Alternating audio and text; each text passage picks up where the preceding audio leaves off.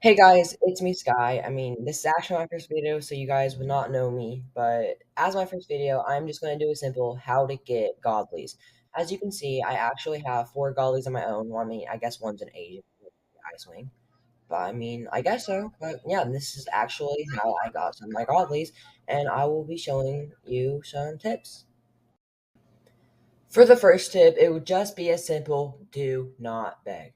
This is simply because when you beg, people don't feel bad for you. You literally agitate the people. So it's not really a thing that you would want to do, at least from experience. I personally never begged for godlies, but I've had beggars, and when I tell you they annoy me, they annoy me.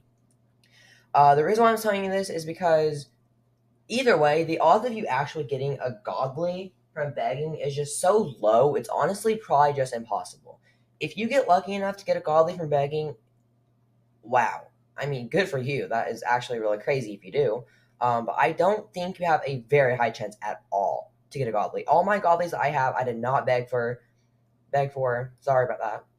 Simply because it takes up so much time and it's just for nothing. You're just going to annoy people and it's really not worth it. Um, Begging for commons is so much different than begging for just simple godlies. Considering there's just such low in value, I mean, go for it, I guess. If you beg for a common, you're probably end up getting one eventually. But begging for a godly, the odds of you getting one is just so crazy. And if you see somebody, oh, why do I have this knife on? Hang on, I'm gonna switch that out real quick. If you see somebody begging for a godly and they get a godly, there's probably a high chance that that is just actually someone's friend and it's literally just stage. That is such a rare thing for someone to actually get a godly from begging. And if you do, that is actually just amazing for you. I don't think you would actually get that, but that's crazy if you do. Or the second tip I actually have for you guys is to literally stack up on smaller value knives. And what I mean by that is, did y'all see that hitbox?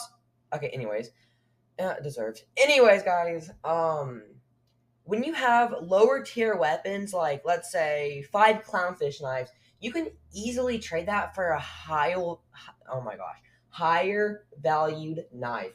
Obviously, not a very much higher value knife, but you can. Okay, let's say I don't know, you stack up on. Let's say I don't really have a bunch of stacks. Hang on, let me look around. Uh I have three stickers, but that's really about it. But if you have any stacks, what you can actually do is stack up as much as you feel like you can get, or just as much as you want to get. I guess it's really just up to you. And what you can do is you can trade those weapons for higher weapons. Because I've seen this from somebody. I'm not exactly remember who it was, but quantity over quality. Oh, I'm a sheriff. Quantity over quality. What I mean by that is more than just better quality, is what I'm trying to say. So let's say five clownfish knives.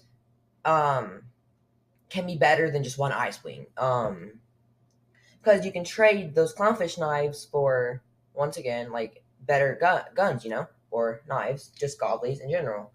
Uh, let's say though you have like 10 clown guns, you can easily trade that for an ice wing. Literally, probably. I think. I'm not sure. I'm not the best at values. But you can do that. And then what you can do is you can trade the ice wing for, I don't know, let's say four rare knives or uncommon. And that may seem like a bad trade to you, but it's worth it. I promise. An ice wing only is, I believe, one or two in value, so it's not that high up, and its demand is so low, like nobody wants it unless you're very new to the game and you don't understand it. Nobody wants an ice wing. Maybe you do. I'm not. I can't really speak for you. I'm sorry, but it's just one of the best things that I can really tell you. Actually, on this list is just trade up. Go from, and you have to take a risk eventually, I imagine, because you're not always going to get good trades. Sometimes you'll end up losing some value or gaining it. It really just depends on what server you're in and who you're trading with. But overall, it's just how it has to go. You have to trade up. You have to start from low, and you've got to make your way up the ladder one step at a time, guys. For my third tip, this is actually a tip on honestly what you shouldn't do. Do not buy off of black market sites. And oh, murder. Quick murder montage while I'm talking, I guess. But basically, what made me of this is if you know, then you know. If you've ever seen famous MM2 creators, just MM2 creators in general, some of them like to promote black market sites like use code this or that for 10% off of, I don't know, lucre.gg or mm2.cheap. Those black market sites may seem like a good deal and a good thing, but they can actually get your Roblox account banned. And me personally, I don't want my Roblox account banned, so I don't buy off them. I never have, and I never really will. Um, it's against Roblox's policies to actually buy off of black market sites like these, and so you would be breaking Roblox's policies. That's why your account would get banned. Um, so that's another tip that I recommend you actually don't do. I guess I should be saying, do not buy off of black market sites or any different types of sites like these at all. Simply because they can get your account banned, and they just some things are honestly just expensive on there, and it's just not worth it at this point. Just save your guys' money and just save up on the game with like different weapons, and just trade yourself up. And I promise you, you will not regret it in the end when you make good progress. So this is actually me going to sum up the video.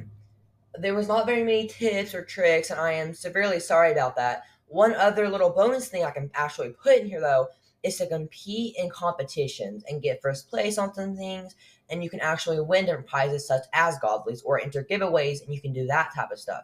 That stuff is a little bit harder to get into because you have to be lucky enough to get picked, and it's a little bit harder, but you definitely can do that.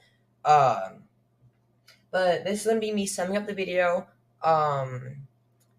There was not very many tips. I believe there's only 4, and I am severely sorry for that. I wish I could put more. I'm not sure enough of any more at the moment off the top of my mind. If I ever have any more, I can always make another video on this. And if you have any tips and tricks for getting your first Godlies or just getting Godlies in general, then you can easily drop them down in the comments below if you're actually watching this. And if you have any more tips and tricks, and then I can always feature them and then give you credits for telling me that. This is gonna be me summing up the video, guys. Here's actually a website that I use to actually tell my values inside of Murder Mystery 2 if you're someone like me that does not know values. Let's say you're trying to search up Eggblade because you don't know the value. Well, there will be the value right there. As you can say, Eggblade is value 6. As I'm doing this, I'm going to go ahead and show you guys my Roblox profile. Please follow me if you're seeing this. Thank you.